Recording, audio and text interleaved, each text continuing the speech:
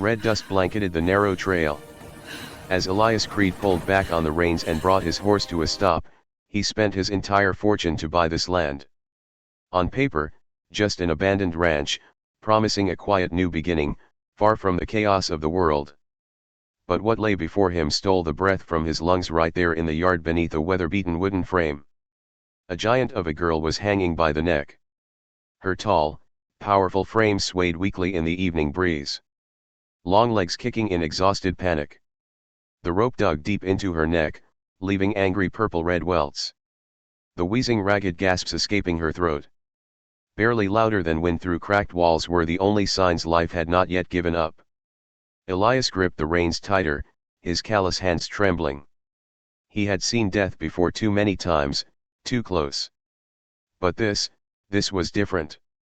Not the fury of battle, but the quiet cruelty of one human being toward another, too powerless to fight back. The sunset bathed everything in gold, the brittle grass, the abandoned ranch, and the girl's bruised and fading face. And in her wide, pain-filled eyes, Elias saw something strange. Fear, desperation, and a silent plea. He stepped down from his saddle, his hand, almost by instinct, touched the handle of the dagger at his belt. With the wind howling through the prairie, Elias knew he had only seconds to decide. Would he turn away like so many before him? Or would he cut the rope and walk straight into a story he already knew would come at a price? Now, let me ask you, if you stood there in Elias's boots, what would you do? Would you save the girl, or let fate decide her end? Leave your thoughts in the comments below. I would really like to know. The blade cut clean through the rope. Her heavy body dropped to the ground with a thud, kicking up a thick cloud of red dust. Elias dropped to his knees, rough hands sliding beneath her head to steady it. Her skin was burning hot, each breath coming in short, broken gasps. He pressed his hand to her neck, found a faint, faltering pulse. Still alive. Come on now. Do not give up, Elias muttered. Not sure if he was speaking to her or to himself. After a few gulps of water from his canteen, she let out a faint moan. Her eyelids fluttered heavy and slow before opening to reveal two wide, strange eyes, a pale, stormy gray-blue, filled with tears and panic. Her lips moved and out came a fractured whisper. Cain sold me, left me. Then she passed out again. The name hit Elias like a blade to the gut. Samuel Cain. That was the man who sold him this land just a few weeks back. The price had seemed too good. The deal rushed and full of nervous urgency. Elias remembered Cain pressing him. You taking it or not? Sign it now. This offer will not come again. Now he knew why. Cain had not just sold him a piece of land. He had sold him a buried horror left hanging in plain sight. Elias sat back in the dry dirt. His eyes scanning the ranch, the sagging wooden house, the broken fence, the well nearly dry. It all looked abandoned, but there were signs. A freshly painted door, rows of soil half-aisled, scattered straw still fresh in the livestock pens. Someone had lived here recently, at least until the noose was tightened around the neck of the giant girl. Elias clenched his jaw. Years of war had taught him this. Every piece of western soil was soaked in blood, and those who came last often paid the price left behind by those who came first. He had come here looking for peace, a place to put the fighting behind him. But this land had welcomed him with a rope and a dying soul. He looked at the girl again. Her towering frame might scare a man at first glance. But her face was young, almost childlike, like someone who had never known what it was to live a normal life. The bruises on her neck, the scratches on her arms. They told the story of torment, of being treated like less than human, labeled a monster, strung up like some beast to be made an example of. A gust of wind rushed past, and the front door's hinges creaked like the land itself was groaning. Elias took a breath, bent down, and lifted her up onto his shoulder. He had carried fallen comrades off bloody battlefields. Now he carried a life society had hanged and left behind. He stepped over the rotting porch boards and pushed open the cabin door. The scent of old smoke and aged timber hit him square in the chest. He laid her down on a torn mattress in the corner, then shut the door behind them. Outside, the western sun was fading, coating the hanging frame in a blood-red hue. Elias knew, clear as day. From the moment he cut that rope, he was no longer just a passerby. He had stepped straight into the story Samuel Cain left behind. A story bound to hold more blood and more sorrow. But maybe, just maybe, a story that might give him something he thought he had lost for good. A reason to keep on living. The flickering oil lamp cast a dull yellow glow across the cracked wooden walls. Elias sat quietly at the edge of the bed. His eyes fixed on the trembling body, breathing in shallow, uneven rhythms.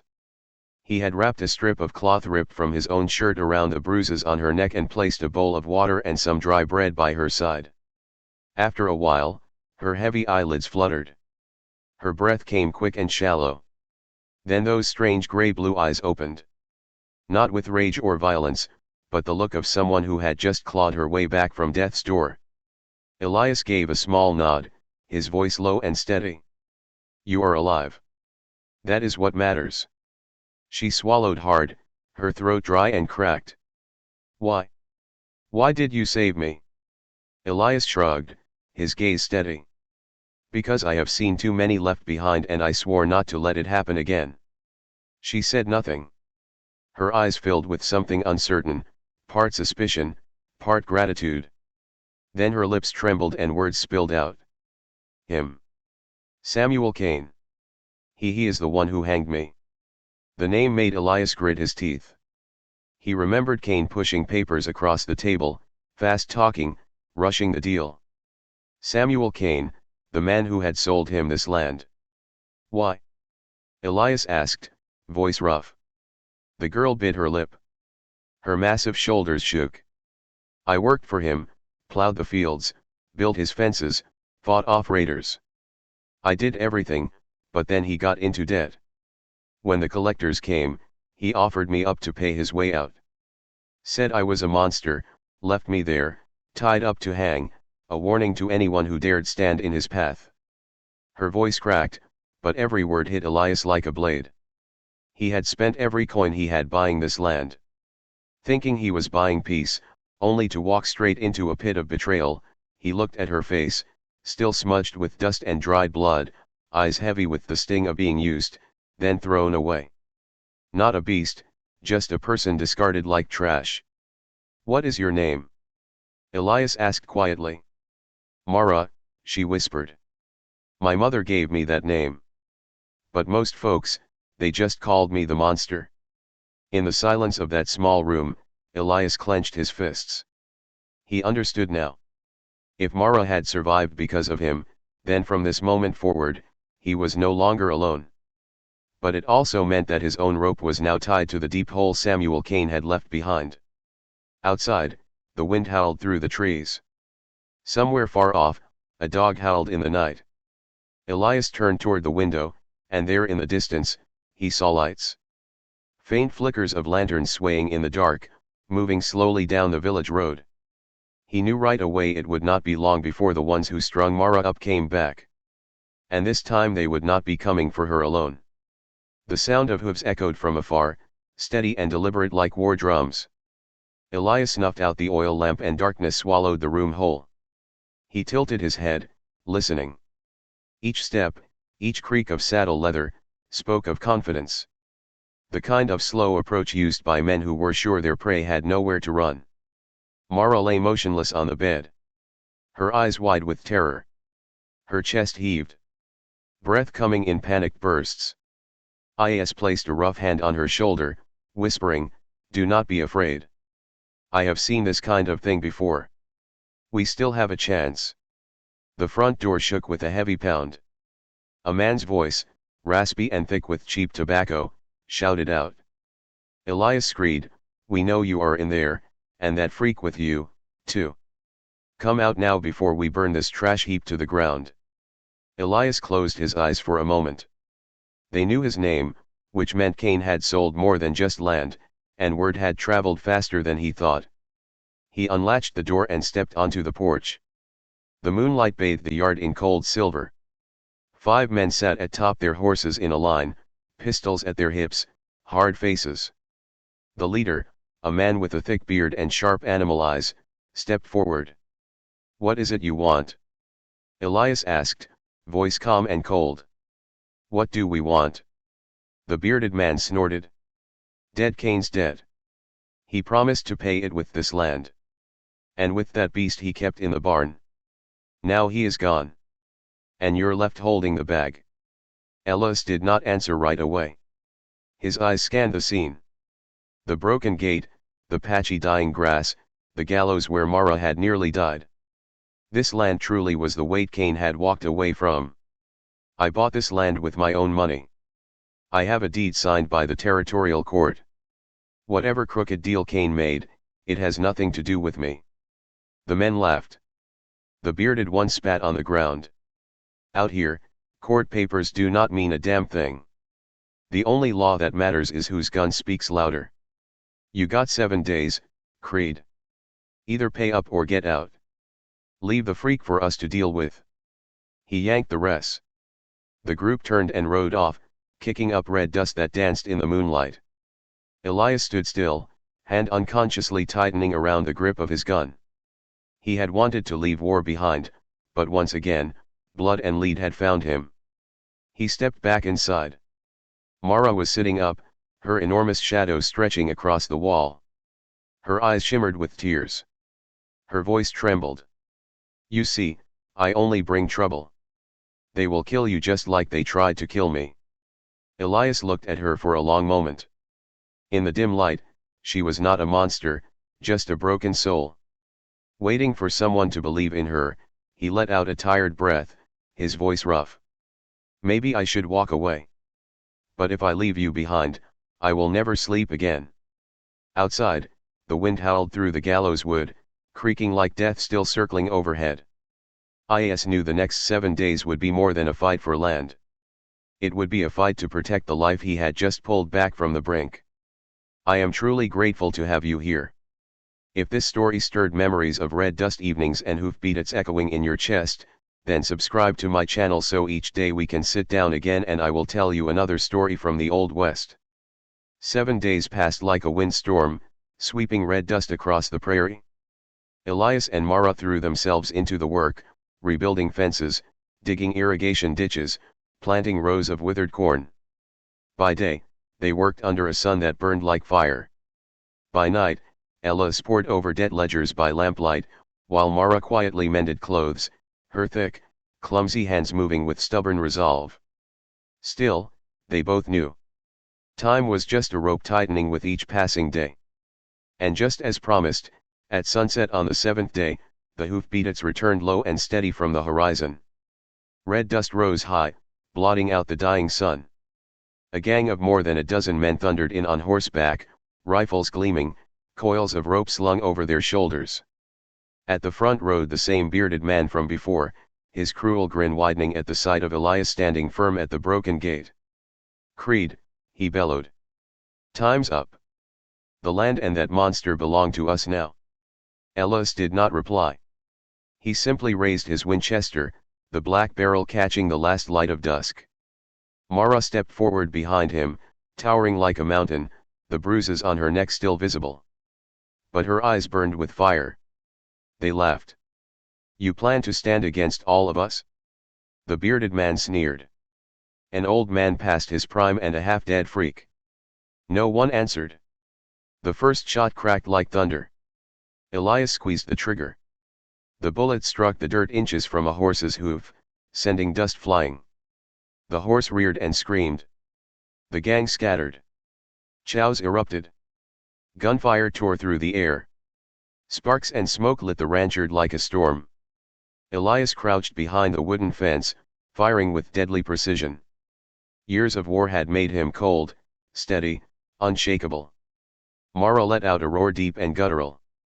She charged forward, grabbing a man mid-swing. With brute force, she lifted him like a sack of grain and slammed him into the ground. He did not rise. 2 more tried to lasso her, ropes flying. She snarled, yanked back, and flung them both into the dirt. Then she grabbed a post from the gallows, tore it loose, and swung it wide, clearing 3 men in a single strike. Screams, gunfire, and panicked horses filled the air, turning the ranch into a hell of dust and rage. Elias reloaded, hands trembling with fury, but eyes cold as stone. Every shot dropped another man who dared get close. At last, only the bearded leader remained. He crouched behind a saddle, eyes darting. Eli stepped forward. Rifle aimed, but Mara was faster. She seized him by the collar and lifted him off the ground. Her eyes blazing, he shrieked, legs flailing in terror. "Do not," Elias shouted, stepping in. Gun still raised. "If we kill him, we are no better than they are." Mara panted, knuckles white around the man's shirt, her eyes filled with tears. Not from rage, but from years of humiliation, finally boiling over. The yard fell silent. After a long pause, she let him drop.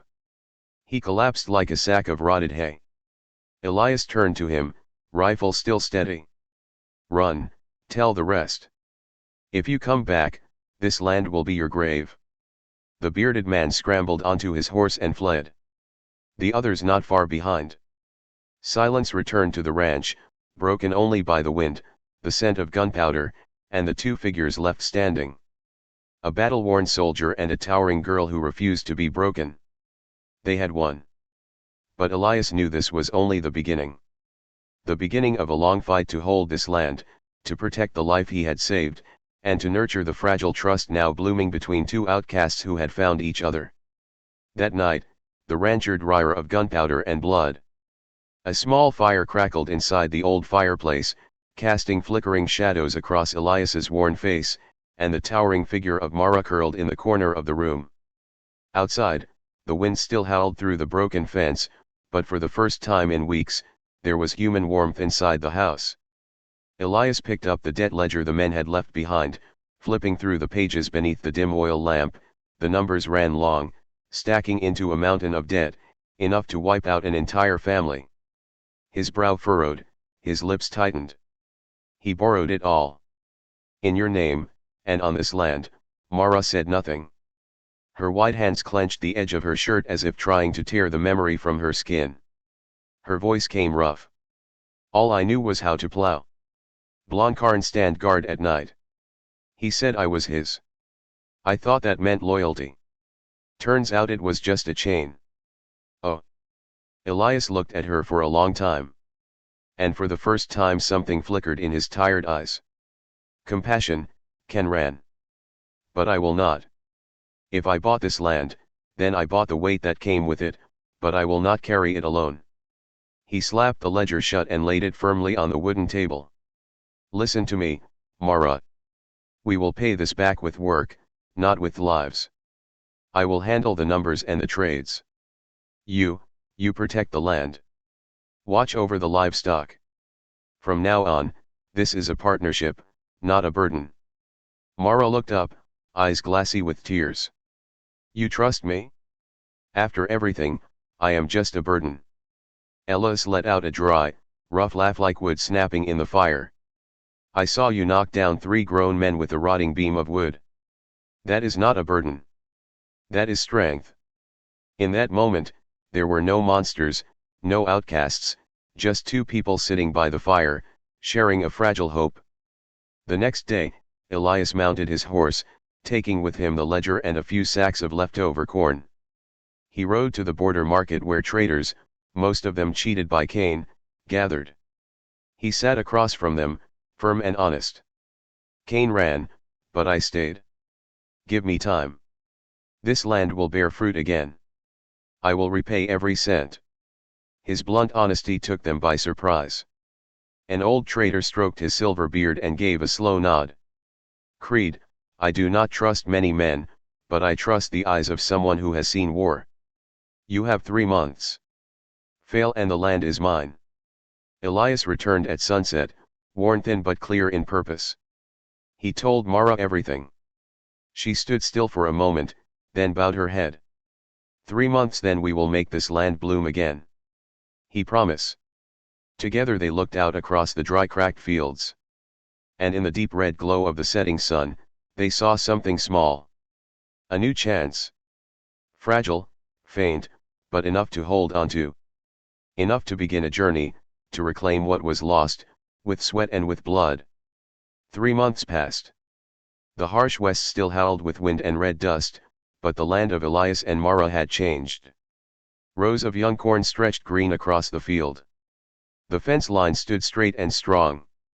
Cattle bellowed with life from rebuilt pens. Fresh water trickled through the irrigation ditches like blood returning to an old heart. Each morning, Elias rose before sunrise. He planned the crops, rode to town with goods for trade, and set aside every hard-earned coin to chip away at the debt Cain had left behind. And every night, no matter how bone-tired he was, he sat by the fire, adjusting the ledgers, his weathered face lit by flame, eyes wrinkled deep, but full of purpose. Mara worked tirelessly. With her unnatural strength, she carried timber 3 grown men could not lift. She drove off wolves in the night, stood tall against prairie storms, and never once complained. Yet her great hands were gentle, too. She patched Elias's shirts, picked wild flowers for the chipped clay vase, and from time to time she laughed, a pure childlike laugh, as if no one had ever called her a monster. One evening, as Elias returned from market with a small pouch of coin, he found Mara standing in the cornfield, her face flushed in the sunset's glow. She turned, holding up a bundle of freshly picked corn, her eyes shining with the pride of a child showing off a hard-won prize. Elias laughed out loud, a sound he thought he had buried with the war. That night, they sat on the porch. Elias slowly poured 2 cups of black coffee, his voice low and steady. 3 months ago, I thought I had bought a trap. Turns out I found a home. Mara froze for a second. Then her wide, tear-filled eyes softened. She placed her broad hand gently over his and whispered, "You believed in me, when the whole world left me hanging. I will never forget that." They sat in silence. No more words were needed. Only the wind across the field, the quiet chirp of crickets, and a peace they had not known in years. The debt was not gone. The danger could return. But Elias understood. He had found something war had never given him. A reason to live. And Mara, once mocked and hung like a monster, was now called by her name. Seen not with fear, but with respect. In the West, justice was often tied to the end of a rope. But sometimes it was a pair of scarred hands that reached up, cut the rope, and gave someone a second chance at life. A blazing dawn stretched across the prairie. Golden light spilled over the roof of the old wooden cabin where thin wisps of smoke rose from the chimney. A declaration. This place had come back to life. Elias Creed sat on the porch, a steaming cup of coffee in his hand. His cold gray eyes now carried more lines than ever. But behind them glowed a warmth that had never been there before. Out in the yard, Maya laughed as a group of calves ran clumsily around her feet. That laugh, loud and pure, drowned out every shadow ever cast by the name monster. Today she was no longer the woman who once hung from a gallows. She was alive, strong, and home. Elias remembered that first evening when he arrived. The gallows had swayed in the wind, a giant figure hanging, barely clinging to life, and he had stood at a crossroads to walk away or cut the rope.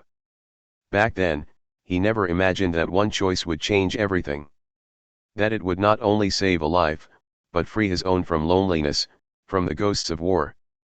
In 3 short months, they had plowed the land together, fought off debt collectors, rebuilt the ranch from the ground up. What Cain had left behind like a trap, they had turned into a home.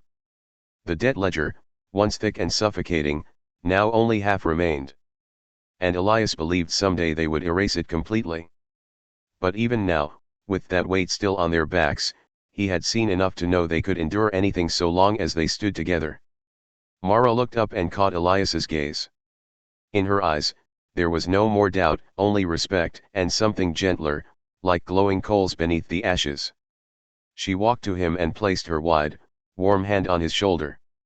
"We survived, Elias," she said softly. "And we will keep going." He nodded. "Yes. We turned a noose into a bond." Huh. Beyond them, the prairie stretched wide and endless. The wind carried the scent of young corn and firewood, replacing the smell of blood and gunpowder from days gone by. Elias knew the West would always be harsh, that someday others might come calling for blood. But now he was not alone.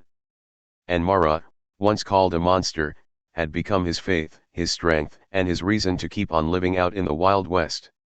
The law often lived on paper, and justice swung from a rope. But sometimes true justice came from one soul brave enough to cut that rope. If the story of Elias and Mara touched your heart, we would love to hear your thoughts in the comments. Subscribe to the channel to hear more heartfelt Western stories.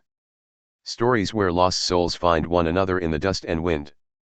And if you can share this video, because sometimes all it takes is one moment of courage to save an entire